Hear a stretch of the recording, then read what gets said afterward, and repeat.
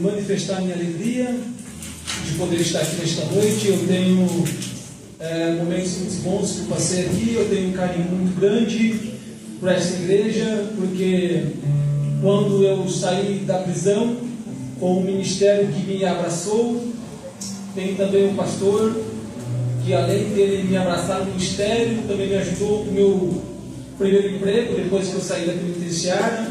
Depois veio o nosso irmão que me apoiou também ao meu primeiro serviço registrado, e aí por diante veio a confiança no ministério, e eu sou muito grato a Deus.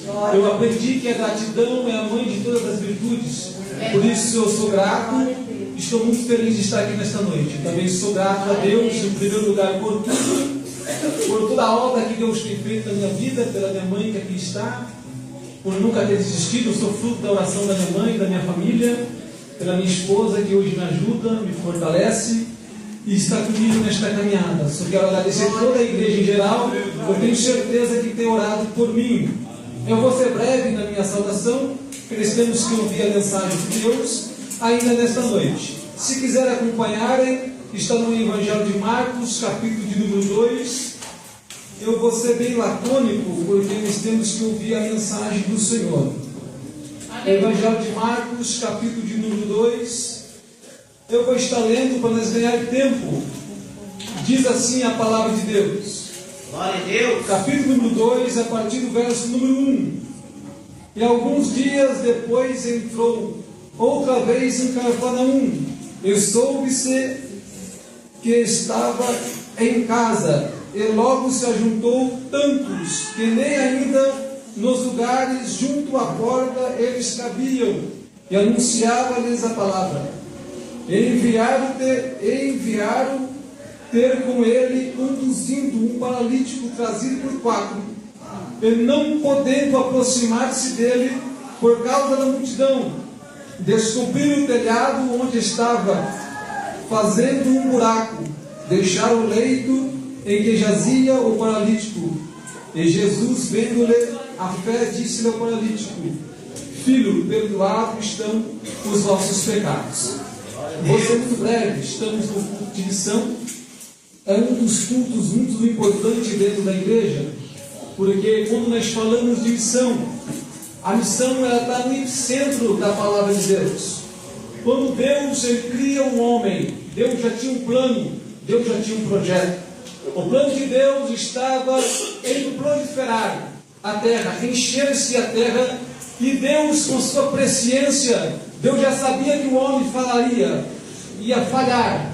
Então Deus já tinha um plano na sua presciência, e já tinha, segundo Paulo, preservado em si um cordeiro desde antes da fundação da terra. E quando nós falamos de missão, nós temos que entender que o primeiro missionário na Bíblia Sagrada é o próprio Deus. E o mais interessante, que a missão, ela não somente ficou no coração de Deus, uma missão que ela só permanece incubada dentro do coração, é uma missão, ela é defeituosa. Deus, ele tinha sua missão no centro da tua alma, mas Deus também teve a ação da missão.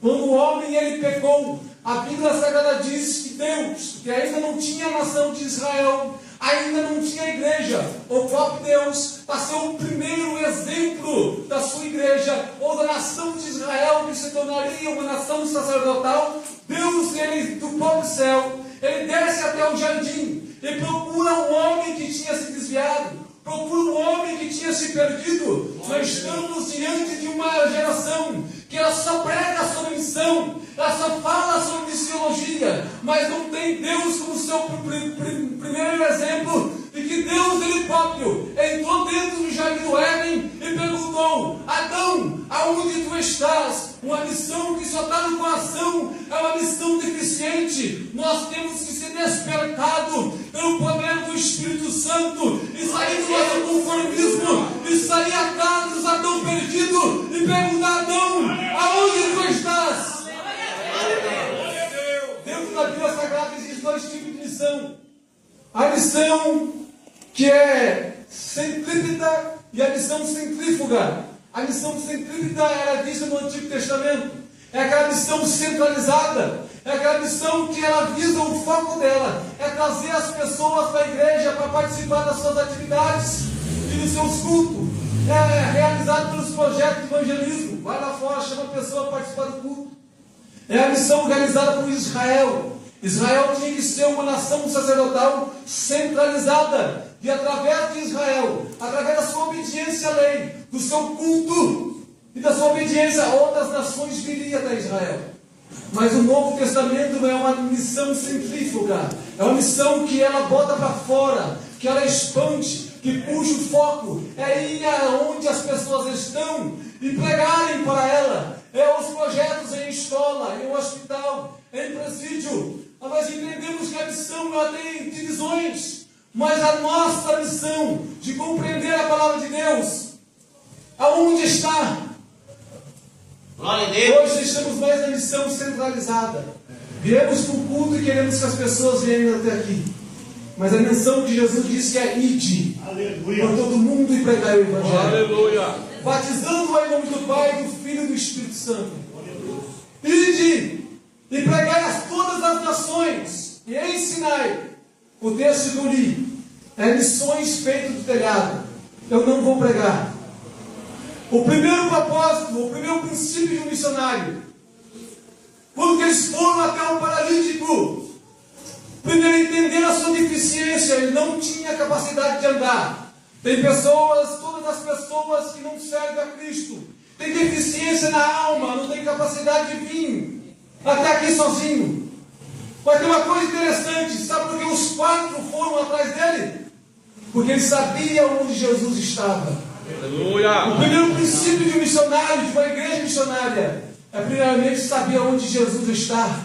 Tem um monte de pessoas que querem levar os pecadores até Jesus, mas ele mesmo está perdido. Ele ainda não sabe aonde Jesus está. A Bíblia fala que o povo de Deus perece por falta de conhecimento. Foi falado na escola bíblica dominical. Nós viemos para o culto, mas não viemos à escola aprender aonde Jesus está, para levarmos os pecadores até Jesus. Aleluia. Para finalizar a minha saudação, segundo, não é só falar para eles de Jesus. Sabe qual é o mais difícil que eles fizeram para o paralítico? É convencer ele a subir na maca para ir até onde Jesus estava. O mais difícil é convencer. E como vamos convencer eles que Jesus é o Salvador? Já nós não conhecemos às vezes o próprio Deus. Nós não sabemos o que nós falamos. Porque nós não entendemos. Estamos dentro de uma geração de movimento. Por isso que hoje em dia os pregadores de conteúdo são difíceis de ser chamados para pregar. É só pregadores de movimento. Porque os pregadores de conteúdo eles apresentam Jesus como ele é. Outra coisa, para finalizar, tem que convencer esse filho da vaca. E outra coisa, caminhar com ele. Glória a Deus. Missionário só não põe o deficiente na maca, ele caminha com ele. Os 4 levaram o paralítico até Jesus. Não só basta ir lá fora e falar de Jesus, trazer aqui dentro e depois abandonar, tem que caminhar com ele. Glória a Deus.